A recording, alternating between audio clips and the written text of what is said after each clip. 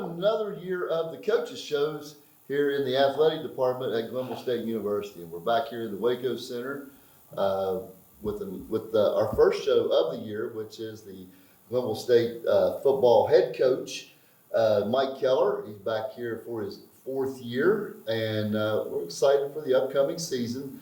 They'll be opening up with a non-conference game this year out at Quincy, out in Illinois. Coach, first off, before we get to the opponent, just coming through preseason camp and the preseason practices, first week with classes, camp's a little different than back in our day. What August was like in the 80s. Yeah. How can you what you went through and now, what as a head coach and in the game today, what an August is like? Well, it's completely different. I mean, it felt like when I came here in my first year was '89, so I really consider more '90s. I don't want to date myself too much, but no, it felt like you was in camp for forever. I mean, you had 2 a days, and the amount of hitting was obviously a lot more then than it is now. Then I got into coaching, and they changed the rules a little bit, and it was still considerable. A lot. I remember my first year coaching, we ran before breakfast, then went to breakfast, then had a practice, had lunch, had another practice, had dinner, and then watched tape all night. And I mean, you were on no sleep. I remember thinking, I don't know if I could make. I mean, this schedule is crazy. And the team who won the first 2 or 3 games of the year back in those days was the team that came out of camp the healthiest, because it was just so physical. When they changed the rules, a few years back, I was probably one of the guys who thought, oh man, I don't know if we're gonna be able to get all this stuff done that we needed to be done. And truthfully, it was the best thing they ever did. I mean, it's a lot easier. I wish it was a little bit longer. I wish we had 2 weeks before school started. In our particular case, we only had 1 week. Some schools do have the 2 weeks. It basically kind of happens with the way school falls for you. But it is better because it made coaches streamline what was important and get your team ready. And I think teams at the beginning of the year are probably a little more healthy, but now you got a different set of worries. Did we hit enough? Are we physical enough? Where are we at? How are we prepared for that? But we're all in the same boat. Yeah.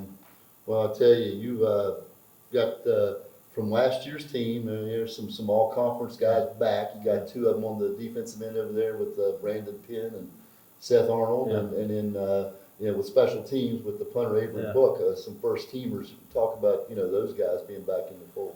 Well, our kick game is back intact, which is critical. And Avery did lead the league in punting a year ago and was first team all conference as a redshirt freshman, or code freshman. Truthfully, Jones was got some accolades. He got some accolades as well as our kicker. So and those kids have had good camps. We did a lot of kicking during camp. The way practice falls, we've tried to do more. Just sudden change kicking so we can get used to it.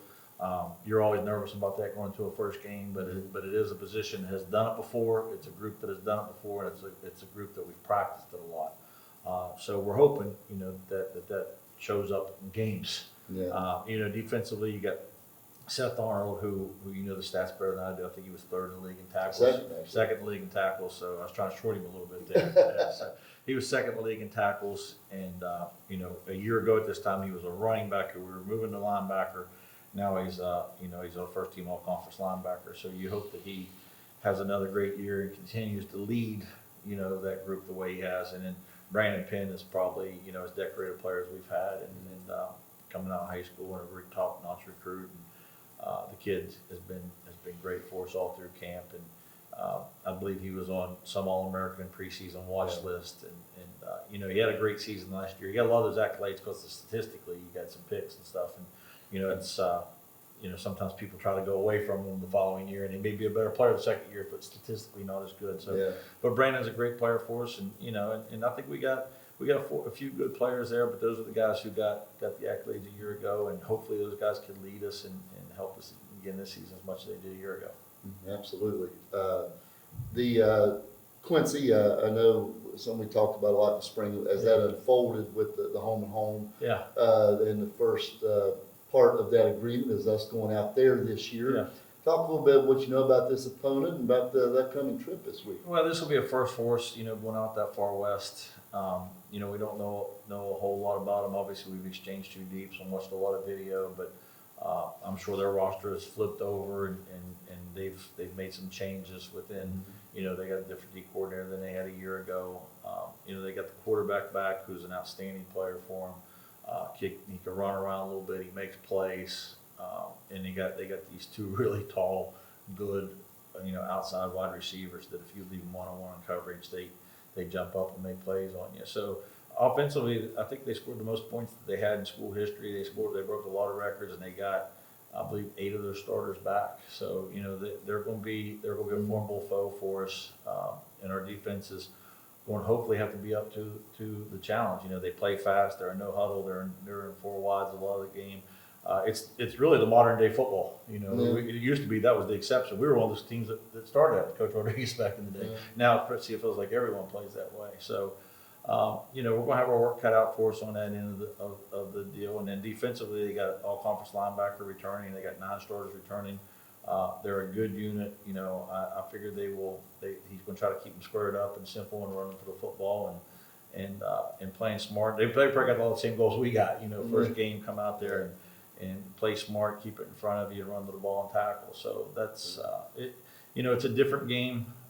We're leaving earlier than we ever have. And we're actually staying the night after the game, which we've never done that before either. So I'm as worried about that stuff as I am about anything right now. Yeah. Well, I'll tell you, the last thing I'm going to ask you is to talk a little bit about your staff, because college athletics is in such a state of, just complete turnover in all levels. And I felt like as a department, we were able to retain, how real high percentage of our staff. Yeah.